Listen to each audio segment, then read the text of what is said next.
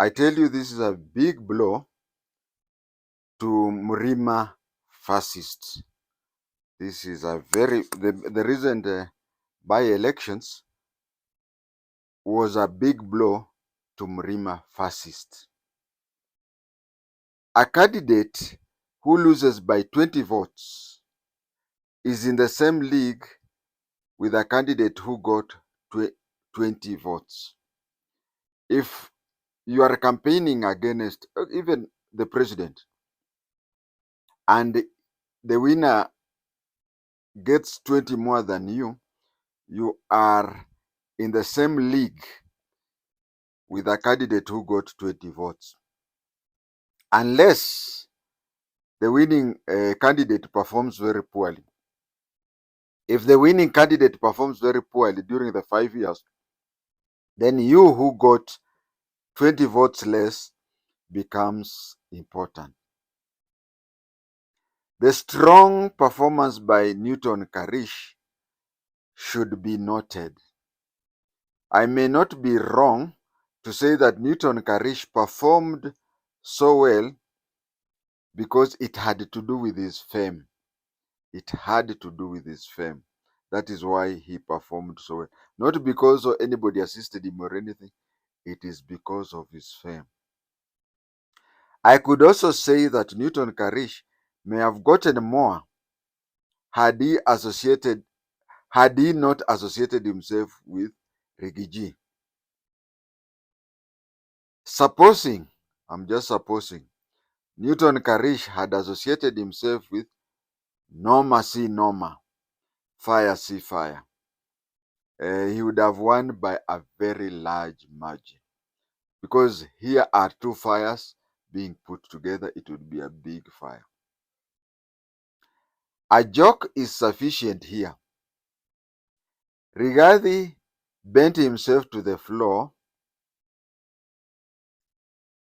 listening to the ground, whereby people are standing up, looking down at him, waiting for him to get out of the the ground so that they talk to him.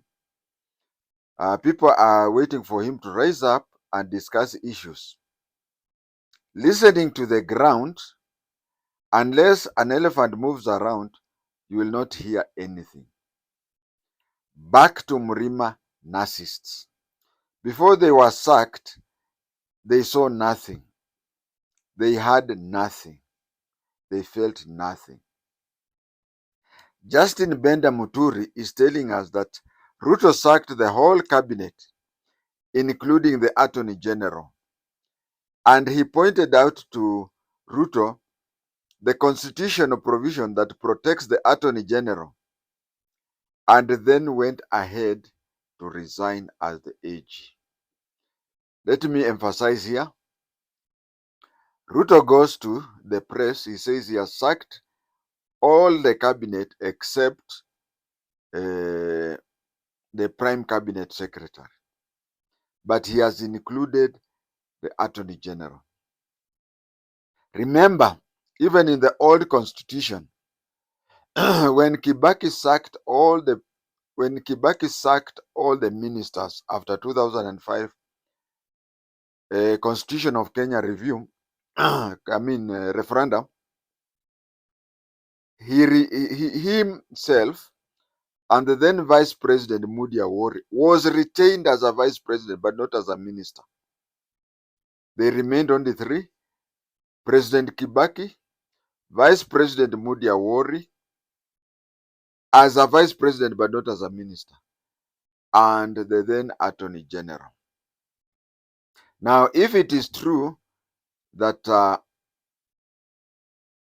Muturi was sacked and procedurally by Ruto, and he went to Ruto and said, "You have no constitutional power.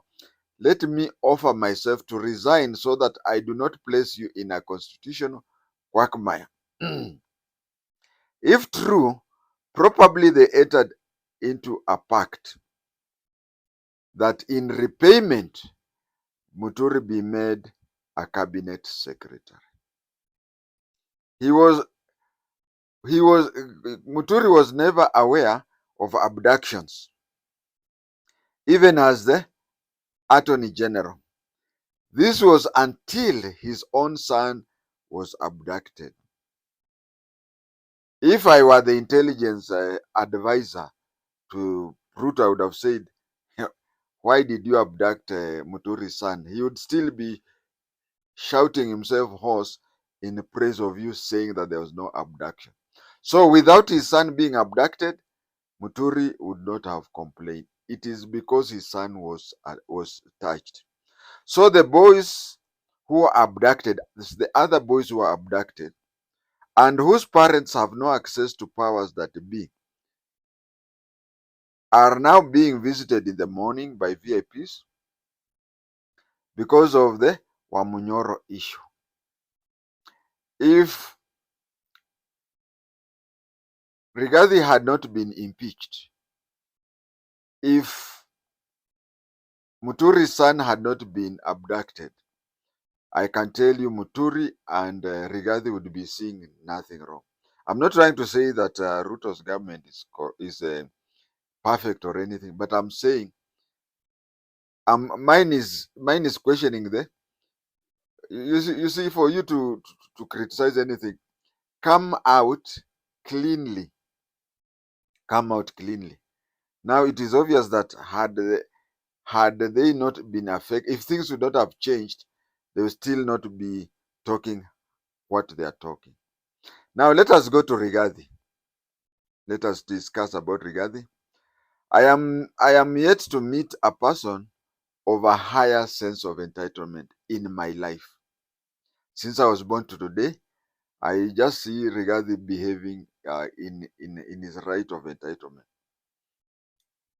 He has been going around claiming that he made two presidents. That he's the one who made Uhuru Muigai Kenyatta the president. He's the one who made William Samoei Ruto president, and he's going to make the next president. So talk well. I will oppose that.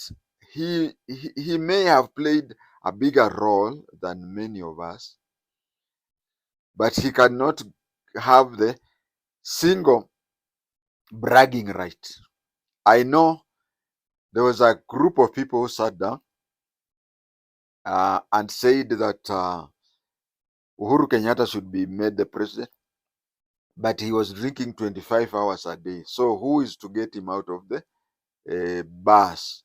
And it fell on Geoffrey Rigathi Gachagua. By then he had even left service, but he was reinstated for the single purpose of that. He was reinstated because of that single purpose. He may have played a bigger role, but you see, a striker cannot say that he scored were it not help from a defender. So for the person who claims that he can make one a president, he got 3 MCS. How is he going to claim that he's the king of Murima when the 3 MCS were from elsewhere? The 3 MCS, none was from Murima. Is this what made him cut short his visit to the US? So that he gets a Narok town MCA. Then he gets from Kisa in Kakamega. If I remember very, did he visit Kisa? Ngorwa for Anamwasungira. Now turning to his sons, you see these people, they have something in common. You touch their son, they want to ban the country. Imagine his sons opening and operating limited liability companies and giving the address of Hustler Mansion as where their offices are.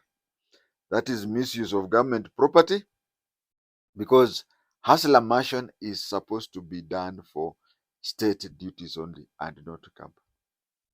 One of his sons even got a loan of 500 million shillings. Now, how many Kenyans can even apply for half a billion shillings loan. That is what is hurting him, and not the kiosks that he's walking there in the morning taking tea with. That is only to confuse the person on the ground. Ruto must have betrayed these two very much by touching on their sons. Abducting Muturi's son and locking out of the Hustler mansion for Rigathi's sons. On one side, abducting Muturi's son, not Muturi. Abducting Muturi's sons, yes, and also locking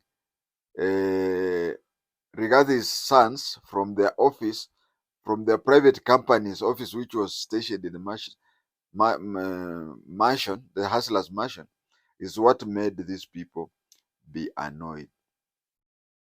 I have not mentioned that he disregarded the will of his brother Derito, whereby Derito had willed that the hotel that Derito constructed in Kilifi be sold upon Derito's death and be divided in the following way.